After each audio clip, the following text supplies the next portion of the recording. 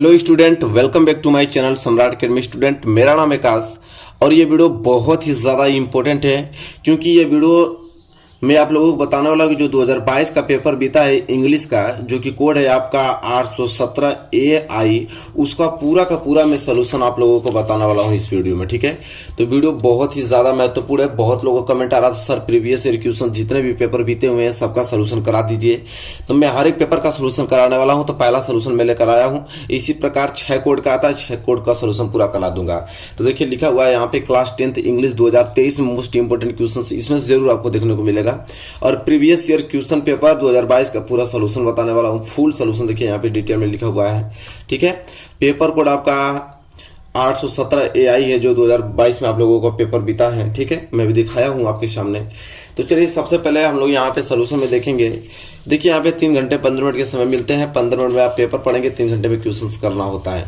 तो यहाँ पे पहला पार्ट जो आपको आता है वो रीडिंग से आता है। किससे आता है? रीडिंग से। यहाँ पे देखिए रीडिंग है ना, मैं थोड़ा बड़ा कर देता हूँ तभी तो इस पैसेज को पढ़ूंगा तब आपको स्पष्ट दिखेगा। देखिए क्या है, तो पहले पैसेज आपको दे रखा है, उसके नीचे आपको 4 क्वेश्चन दे रहा है। 10 नंबर के प्रश्न आते हैं। आपको मैं बता दूं कि रीडिंग से, सिर्फ रीडिंग से कितने नंबर के प्रश्न आते हैं? 10 नंबर के प्रश्न आते हैं। ठीक है, तो सबसे पहले पैसेज को आपको 1 या 2 बार पैसेज को ध्यान से पढ़ लेना है। ठीक है, जैसे मैं 1 ही बार पढ़ूंगा, आप 2 बार पढ़ लीजिएगा क्योंकि समय कम है। ठीक है, तो यह है कि a rich man had kept a dog to guard his house at night. In the day time the dog was tied with a chain to a heavy stone and was free at night. Every day a bird came and saw the dog and the two became friends. The bird would play with the dog and also tease him, but the dog did not mind this at all. When the dog got his food every day, the bird would come near and catch a piece of food. ठीक है, इसके बाद आपका है foot तक हमने पढ़ लिया है। She held it up in her beak and was out of his reach just to tease him, but the dog did not get angry because he was glad to have someone to play with. One day the bird fell into a tube full of water not very far away.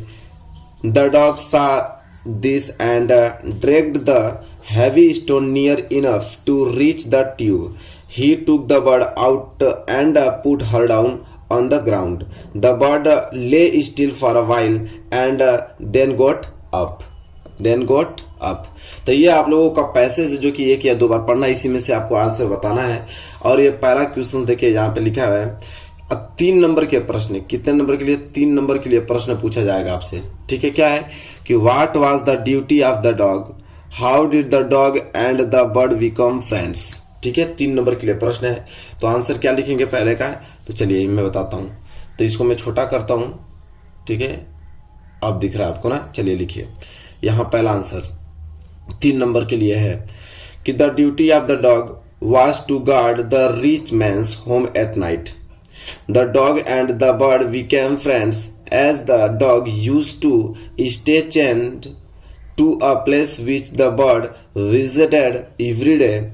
Both of them played with each other every day. अब ये question number पहला जो कि कितने number के लिए था? 3 number के लिए था। अब 3 नंबर आप लोगों को क्या हो गया? बिल्कुल तैयार हो गया। ठीक है, क्वेश्चन नंबर ए से। अब क्वेश्चन नंबर जो बी है, ए भी आपको कितने नंबर का? 3 नंबर का। अब क्वेश्चन नंबर बी क्या है कि what happened to the bird one day, how did the dog save her. अब ये भी 3 नंबर के लिए प्रश्न है। ठीक है, तो इसका आंसर देखिए, बी वाला पार्ट का आंसर यहाँ पे आपको मिलेगा। मैं यहाँ पे दिखाता हूँ। हाँ, ये बी वाला का आंसर 3 नंबर के लिए यहाँ पे कि one day the bird fell into the tube filled with water.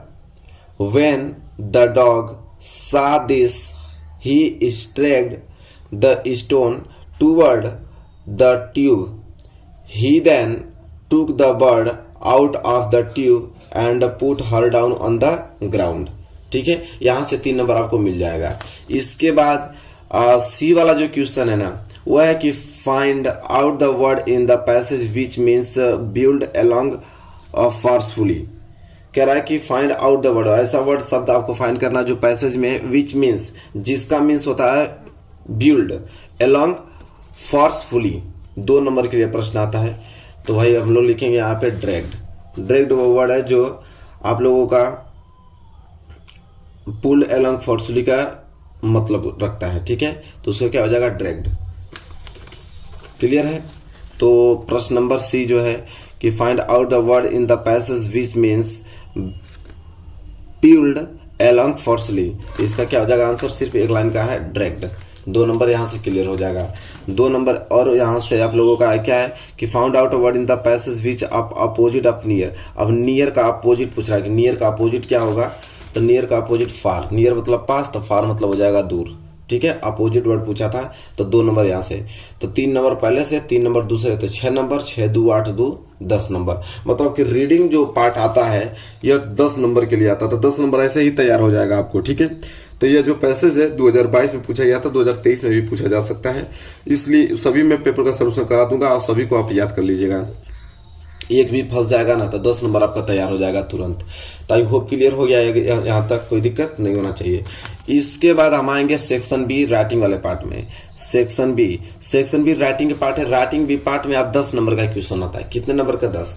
तो देखिए क्वेश्चन नंबर दूसरा क्या है कि write a letter to your friend inviting him to attend your birthday marriage. कह रहा है कि एक लेटर लिखना है, अपने फ्रेंड को इनवाइट कीजिए अपने ब्रदर्स के भाई के शादी में। आपके भाई हैं, उनकी शादी है, तो आपको अपने फ्रेंड के इनवाइट करना, उनको बुलाना है। तो आपको लेटर लिखना है जो कि 4 नंबर के लिए। अगर यह लेटर नहीं लिख पा रहे हैं तो ये वाला भी ऑप्शन में दिया है, इसको लिखेंगे तो भी 4 नंबर मिलेगा कि write an application to principal of your school complaining एजेंट्स insufficient supply of water in your school. कह रहा है कि आप प्रिंसिपल को एप्लीकेशन लिखना है, कंप्लेन करना है, ठीक है, कि वाटर योर स्कूल, आपके स्कूल में वाटर की सप्लाई नहीं हो पा रही है उसके लिए, ठीक है। तो हालांकि दोनों में से कोई एक करना है, लेकिन मैं दोनों आपको बता देता हूं। ये भी बता दूंगा कि भाई के शादी में कैसे आप किसी को इनवाइट करेंगे और आपके स्कूल में वाटर सप्लाई के लिए कैसे प्रिंसिपल को एप्लीकेशन लिखेंगे, दोनों बताऊंगा। तो चलिए इस पेपर को हटाता हूँ साइड में और यहाँ लाता हूँ इसको, ठीक है। तो जैसा कि देख पा रहे हैं यहाँ पे कि सेक्शन बी राइटिंग पार्ट है। क्वेश्चन नंबर दूसरा का आंसर ये बता रहा हूं कि जब भाई की शादी होगी तो कैसे इनवाइट करेंगे किसी को। तो देखिए नसीरपुर गाजीपुर, जो आपका एड्रेस है उसको डाल लेना है यूपी। जिस डेट को लिख रहे हैं उस डेट को पूरा आपको सन नहीं डालना है कि 2022, लास्ट में आपको XX कर देना है। यहाँ तक तो आप इतना कर ही लेंगे, सब लोग कर लेंगे।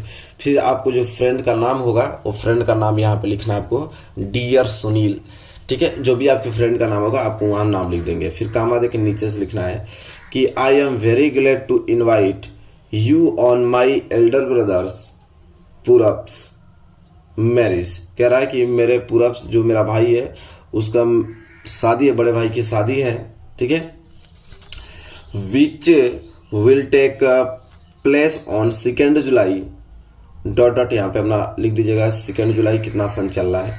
Eight my residence we all would be very happy if you come along with your family.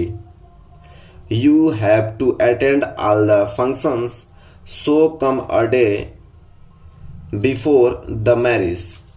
You will also receive the formal invitation card soon.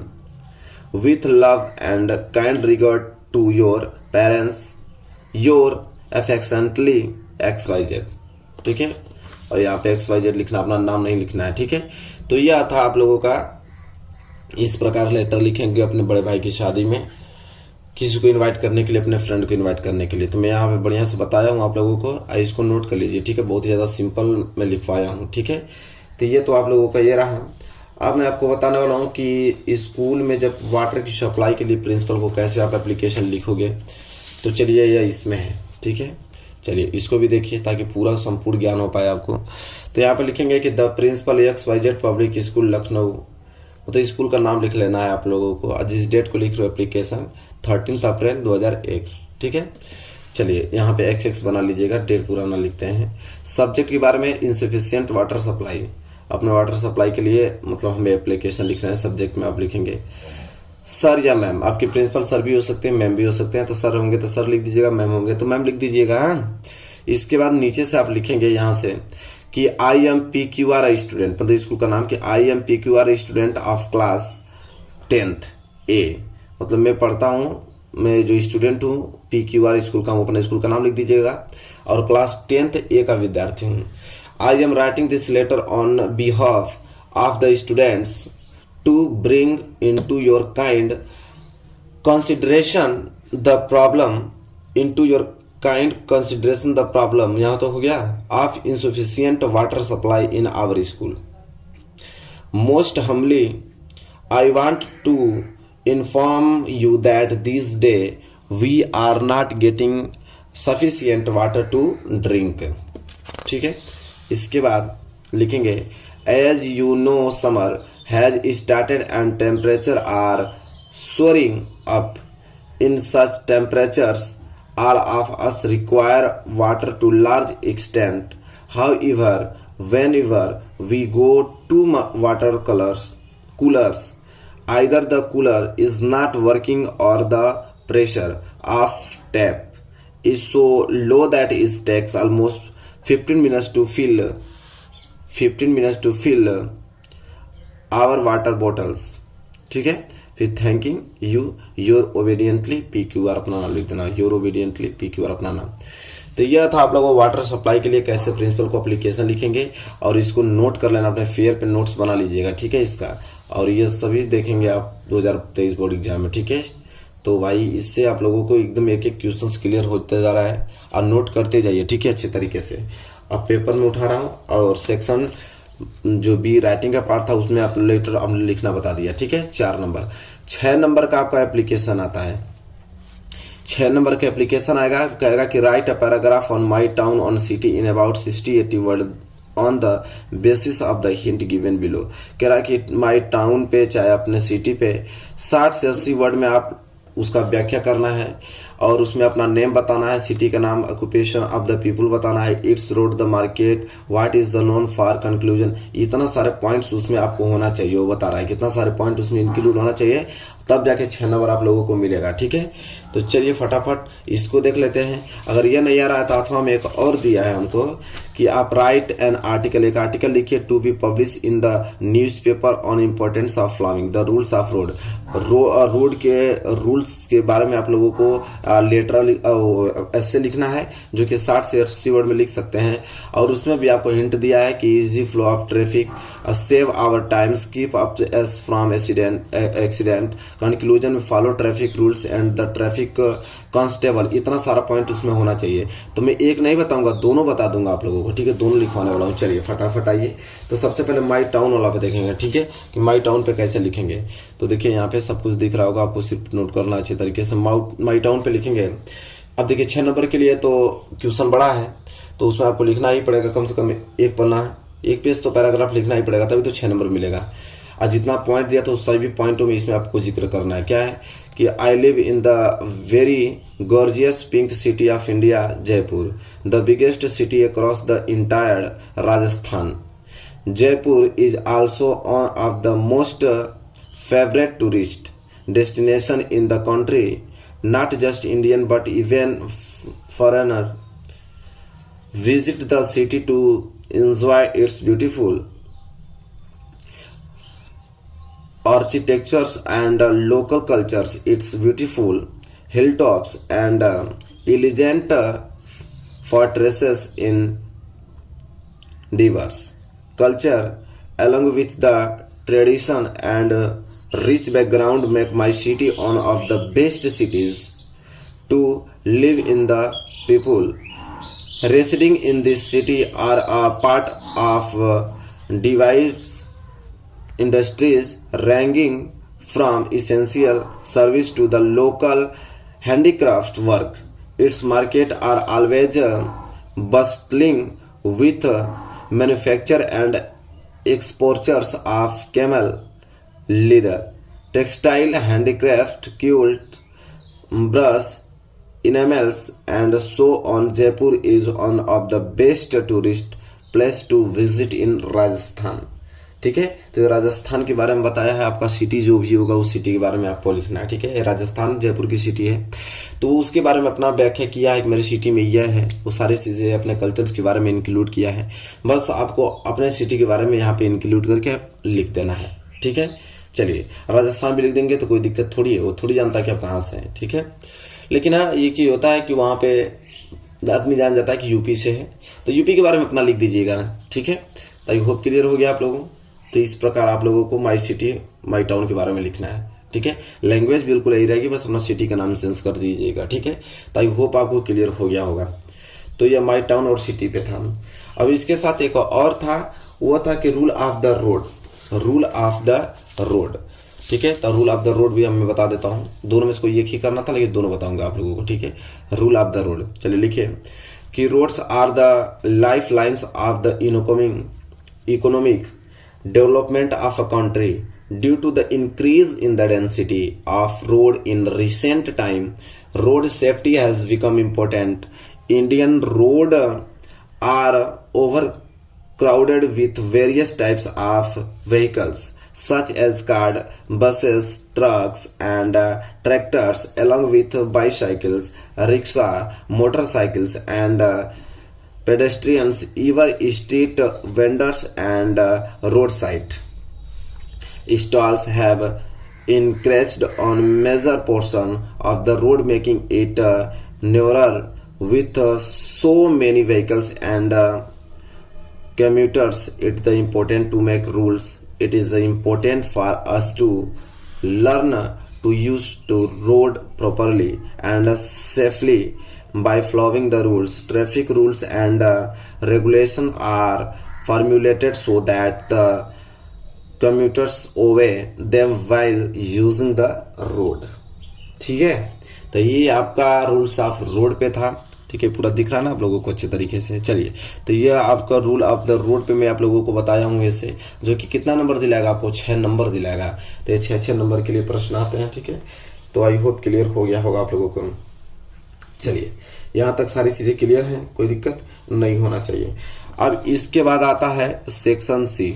Section C grammar का पार्ट। सेक्शन सी किसका, grammar का part आता है। तो अब grammar के part में चलिए देख लेते हैं। तो यहाँ पे लिखा है कि answer the following question 5 into 1 = 5, मतलब 5 क्वेश्चन है, एक क्वेश्चन 1 नंबर का है। अब कह रहा है यहाँ पे कि the Ganga is a Holi river, identify the adjective.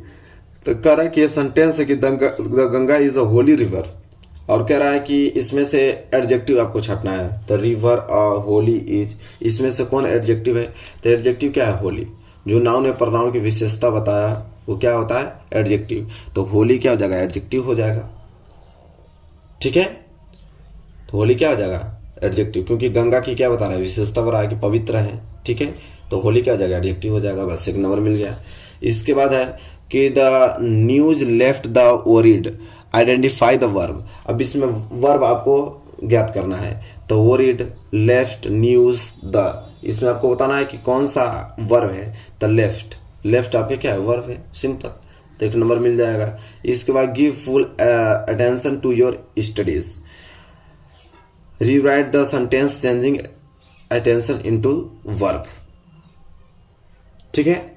अब देखिए तो इसका जो आंसर हो जाएगा, कह रहा है कि अटेंशन इनटू वर्ब लिखिए। तो यहाँ पे लिखेंगे हम इसका अटेंड टू योर स्टडीज। यहाँ पे मैं बोला था क्या, यहाँ पे अटेंशन, ठीक है। तो अटेंशन का जब हम नाउन बनाएंगे तो हो जाएगा अटेंड। तो अटेंड टू योर स्टडीज, इस तरह लिखेंगे, अटेंड टू योर स्टडी। देखिए पहला का होली था, दूसरा का लेफ्ट, तीसरा का अटेंड टू योर स्टडी। इसके बाद दिया है आपका डी कि fill in the correct preposition in the following sentence. Preposition सही भरना है। कह रहा है कि C put the pen her pocket. तो कह रहा है कि वह पेन रखी किसमें, अपने पॉकेट में। तो अपने पॉकेट में मतलब इन, जब कोई वस्तु को अपने पॉकेट में रखते हैं, किसी के अंदर रखते हैं, वहां पे इन का प्रयोग करते हैं, ठीक है। तो इन का प्रयोग हो जाएगा। इसके बाद fill in the blanks with the correct auxiliary verb. आप करेक्ट एक्सिलरी वर्ब डालना है, ठीक है। ये सब एक्सिलरी वर्ब है, इसमें करेक्ट भरना है, कौन सा भरा जाएगा। तो इट नॉट रेन एस्टरडे, ठीक है। इट नॉट रेन एस्टरडे, अब एस्टरडे दे रखा है, ठीक है। और इट नॉट रेन एस्टरडे दे रखा है। तो यहाँ पे किसका प्रयोग करेंगे, हम डिड का प्रयोग करेंगे, ठीक है। किसका प्रयोग करेंगे, डिड का, क्योंकि यह पास्ट है। तो पास्ट में तो आज लगता है, लेकिन जैसे ही निगेटिव है तो उसमें डिड लगने लगता है। जैसे पास्ट में आपका क्या होता है कि मैं आपको बताना चाहूंगा कि पास्ट में यह रूल चलता है, थोड़ा सा जगह खाली है। सब्जेक्ट प्लस वर्ब का सेकेंड फॉर्म प्लस ऑब्जेक्ट। जैसे निकट में जाएंगे तो subject plus did plus not चलने लगता है और वर्ब का फर्स्ट फॉर्म प्लस ऑब्जेक्ट चलने लगता है। तो जैसे कि देख पा रहे हैं कि यस्टरडे बात किया है, बीता हुआ बात कर रहा है, पास्ट तो है लेकिन नॉट लगा है, निगेटिव हो गया तो मतलब डिड का प्रयोग हो जाएगा। सिंपल है, टेंस पढ़ेंगे तो मालूम चल जाएगा आपको। ठीक है, यहाँ तक सारी चीजें आपको क्लियर है, कोई दिक्कत यहाँ तक नहीं होना चाहिए बिल्कुल भी आप लोगों को। इसके बाद आइए पांचवें प्रश्न की तरफ। अब पांचवा प्रश्न क्या है, देखिए कि change the following as directed in the brackets एजेंट्स देम। अब कह रहा है कि ब्रैकेट के अंदर जो दिया हो उसके अनुसार आपको हल करना है। तो पहला प्रश्न है कि ही सेड टू अस, फिर दिया इन्वर्टेड कामा में why are you sitting idle. अब कह रहा चेंज इनटू इनडायरेक्ट स्पीच। अब इसको इनडायरेक्ट स्पीच में चेंज करना है। तो इनडायरेक्ट स्पीच में कैसे चेंज होगा, मैं देखिए यहाँ पे लिख लीजिए, he asked us why we were sitting idle. यह होगा, क्या होगा कि he asked us why we were sitting idle. यह चेंज हो गया आपका किस में, तो इनडायरेक्ट स्पीच में। किस में हमसे बोला था कि इनडायरेक्ट स्पीच में, तो चेंज हो गया, एक नंबर यहां से मिल गया। इसके बाद हम इधर देखते हैं। ठीक है, इधर देखेंगे तो यहाँ पे आइए, अब दिया है कि I bought a dictionary yesterday. I bought a dictionary yesterday change into passive voice. तो पैसिव वॉइस में चेंज करना है इसको, तो कैसे लिखेंगे, तो यह जगह अ डिक्शनरी, उसके ऑब्जेक्ट को सब्जेक्ट बनाएंगे, a dictionary was bought by me yesterday. Note कर लीजिए, a dictionary was bought by me yesterday, यह होगा। इसके बाद तीसरा है कि punctuate the following using capital letter where ever necessary. अब पेंक्चुएशन दिया है कि can you go to Delhi today, the officer said to the clerk. अब कह रहा है कि आपको कैपिटल लेटर का प्रयोग करके इस पेंक्चुएशन को पूरा करना है। तो देखिए पहले नोट कर लीजिए इसको, कैन यू देखिए किस प्रकार लिखा है, स्मॉल में लिखा है ना। अब इसको हमें लिखना है इसको पेंक्चुएशन में। तो देखिए यहाँ पे इस तरह लिखेंगे कि डबल इंटू कामा में लिखेंगे can you go to Delhi today, फिर डबल इंटू कामा क्लोज कर देंगे, फिर कामा देके लिखेंगे the officer to the clerk. ये आपका क्या है, डायरेक्ट स्पीच है। क्या है, डायरेक्ट स्पीच। डायरेक्ट स्पीच में इसी तरह लिखते हैं, can you go to Delhi today, फिर डब्ल्यू का क्लोज, फिर लिखेंगे the office said to the clerk. तो क्लियर हो गया सी वाला भी। चलिए डी वाला है कि frame a correct sentence by rewording the word. ठीक है, तो कह रहा है कि इसमें आप लोग रिवर्डिंग द वर्ड करना है, सजाकर सेंटेंस को लिखना है। अब सेंटेंस है कि trowel gave a great idea of us the rat. अब इसको सेंटेंस को इधर उधर किया, सब्जेक्ट को आगे कर दिया, ऑब्जेक्ट को पीछे कर दिया, ऑब्जेक्ट को आगे कर देगा, सब्जेक्ट को पीछे, वर्ब को ही आगे कर देगा। तो देखिए trowel gave a great idea of us the rat, इसको हम लोगों को अच्छे तरीके से रिवर्डिंग सेंटेंस पे लिखना है। तो कैसे लिखेंगे, तो ये हो जाएगा कि the rat gave us a great idea of trowel. क्या हो जाएगा, the rat gave us a great idea of trowel हो जाएगा। इसके बाद देखिए करा complete the spelling of the following word, कि इसमें क्या भरेंगे, तो एक कंप्लीट वर्ड बन जाएगा। तो देखिए सी है, अगर यहाँ में ए भर दूं, यहाँ पे आर भर दूं, तो हो जाएगा कैरी। क्या हो जाएगा, कैरी। एक सेंटेंस बन गया ना, एक मीनिंग वर्ड बन गया कैरी। तो यहाँ पे एक एक नंबर इस तरह तैयार हो जाएगा। तो आई होप आपको क्लियर हो गया होगा अच्छे तरीके से, कोई भी डाउट नहीं होगा इसमें। तो मेरे प्यारे विद्यार्थियों, यहाँ तक सारी चीजें क्लियर आपको हैं, कोई दिक्कत नहीं होना चाहिए। इसके बाद प्रश्न नंबर 6 आता है। प्रश्न नंबर 6 क्या कहता है कि translate the following into English. अब हमको बताना है कि यातायात के अच्छे साधन होना देश की प्रगति के लिए बहुत आवश्यक है। शिक्षा, नौकरी, व्यापार एवं मनोरंजन आदि के लिए लोगों को एक स्थान से दूसरे स्थान तक जाना पड़ता है। इसको ध्यान में रखकर आजकल सड़कों के निर्माण पर बहुत ध्यान दिया जा रहा है। सुदूर शहरों को जोड़ने के लिए चौड़ी सड़कें एवं द्रुत मार्गों का निर्माण कराया जा रहा है। इनमें समय एवं ईंधन की बचत के साथ साथ प्रदूषण से भी छुटकारा मिलता है। प्रदूषण से भी छुटकारा मिलता है। अब इसको ट्रांसलेट करना है इंग्लिश में। ठीक है, इसको क्या करना है, ट्रांसलेट इंग्लिश में करना है। 5 नंबर मिल जाएगा। तो देखिए इंग्लिश में कैसे ट्रांसलेट होगा यह। ठीक है, तो देखिए यहां पे लिखेंगे कि having good means of transport is very necessary for the progress of the country. People have to move from one place to another for education, job, business and entertainment, etc. Keeping this in mind, nowadays a lot of attention is being paid to the construction of road. Wide road and expressway are being constructed to connect remote cities. These save time and fuels as well as get rid of pollution. ठीक है, तो इस प्रकार इसको हम लोग translate करेंगे। ठीक है, आई होप आपको क्लियर हो गया होगा इसका ट्रांसलेशन। ठीक है, तो इस तरह इसका ट्रांसलेट करेंगे तो 5 नंबर आपको मिलने वाला है। इसके बाद देखिए आता है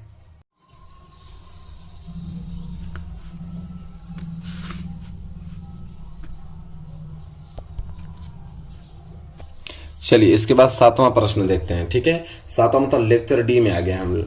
ठीक है, और सेक्शन डी में लिटरेचर है, सेक्शन डी में लिटरेचर है। अब इसमें भी आप लोगों को एक पैराग्राफ दिया हुआ है, इसमें पढ़ के आपको आंसर बताना है। ये भी आता है कितने नंबर के, 4 नंबर के लिए प्रश्न पूछा जाता है। ठीक है, 4 नंबर के लिए यहां से प्रश्न पूछा जाएगा। तो एक बार पैसेज को आपको पढ़ना पड़ेगा ध्यान से कि पैसेज क्या कह रहा है। तो पढ़ेंगे कि बट देन आई स्लोली सा that not only was I not free but my brothers and sister were not free. I saw that it was not just my freedom that was curtailed, but the freedom of everyone who looked like I did. That is when I joined the African National Congress, and that is when the hunger for my own freedom became the greater hunger for the freedom of my people. It was this desire for the freedom of my people to live with dignity and self-respect that animated my life, that transformed a frightened young man into a bold on that drug or law-abiding attorney to become a criminal that turned a family loving. ठीक है, इसके बाद 2 line और यहाँ पे दिया उसी में है कि husband into man without a home that force a life loving man to live like a monk. ठीक है, अब यहाँ पे प्रश्न आपको दे रखा है। ठीक है, यहाँ पे देखेंगे प्रश्न आपको दे रखा है पहला कि who is the speaker of this lines, what did he slowly feel. ठीक है, तो देखिए इसका आंसर कैसे लिखेंगे 2 नंबर के लिए।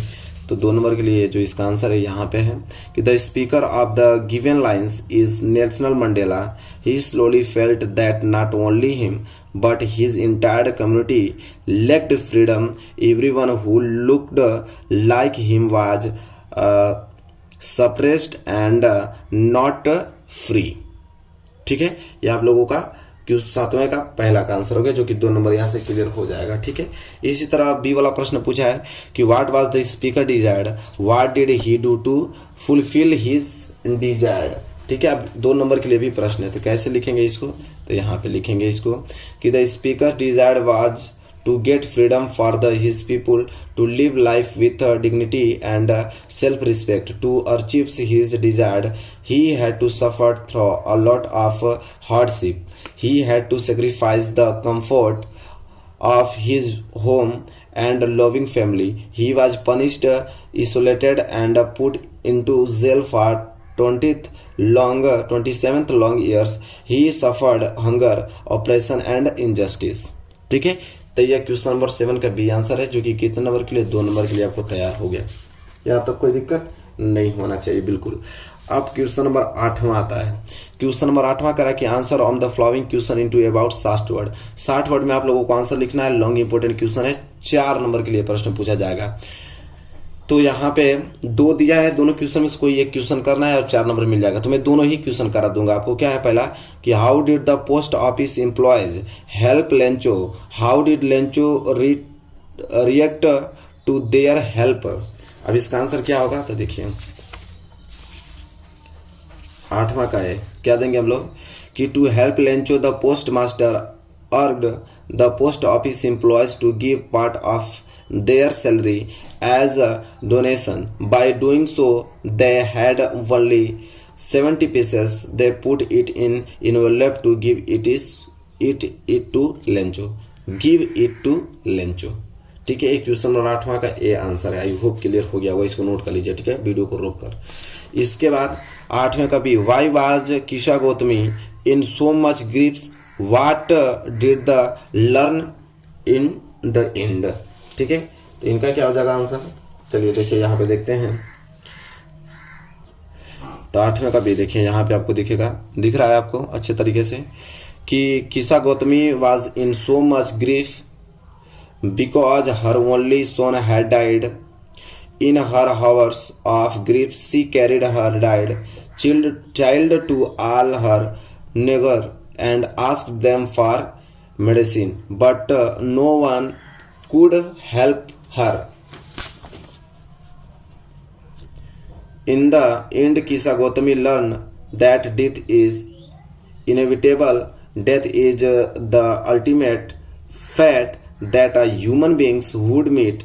There is not a single house or family where no one has died anytime, so she must move on.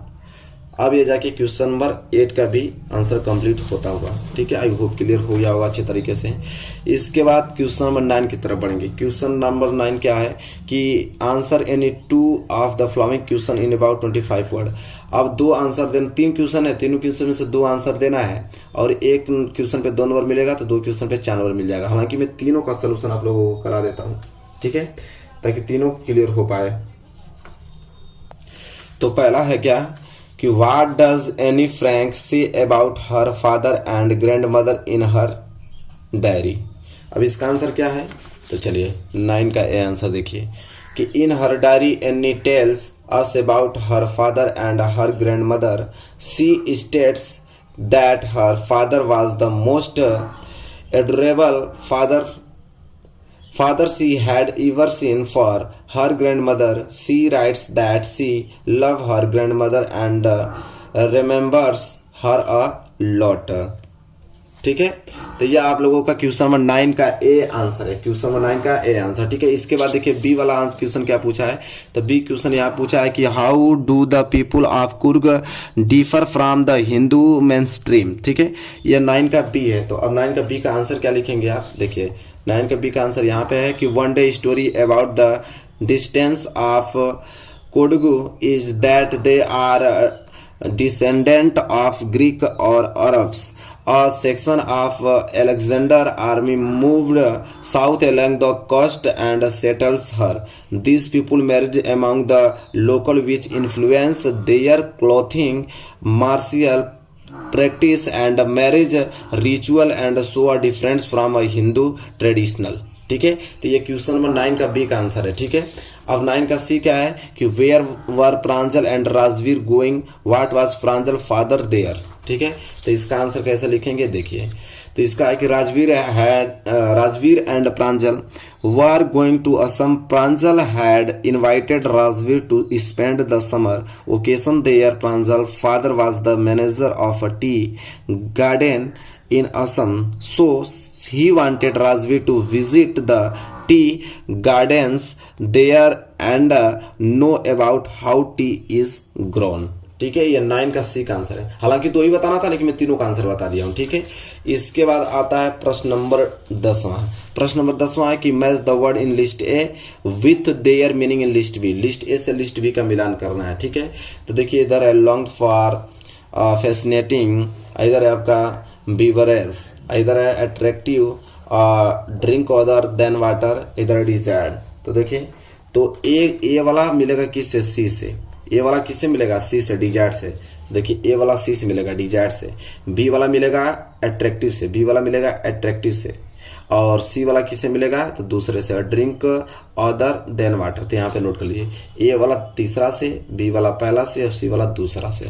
और ये वाला क्वेश्चन तो आप नोट कर लीजिएगा, पेपर है तो ठीक है, नहीं है तो इसी से नोट कर लीजिएगा आप लोग। ठीक है, चलिए यहाँ तक सारी चीजें क्लियर है, कोई दिक्कत नहीं होना चाहिए। अब क्वेश्चन नंबर 11, क्वेश्चन नंबर 11 क्या है इसको देख लीजिए। अब क्वेश्चन नंबर 11 यह है कि read the following piece of poetry and answer the question given below it. तो आप देखिए यहाँ पे पोएट्री दिया है, उसके नीचे क्वेश्चन 2 दिया होगा जो कि कितने नंबर के, 2-2 नंबर के पूछे जाएंगे।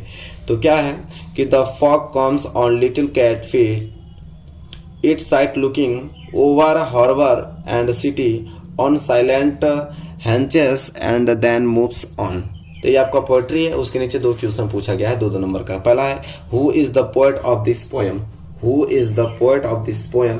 तो आंसर आप लिखेंगे कि the poet of the poem from which the given lines have been taken is Carl Sandberg.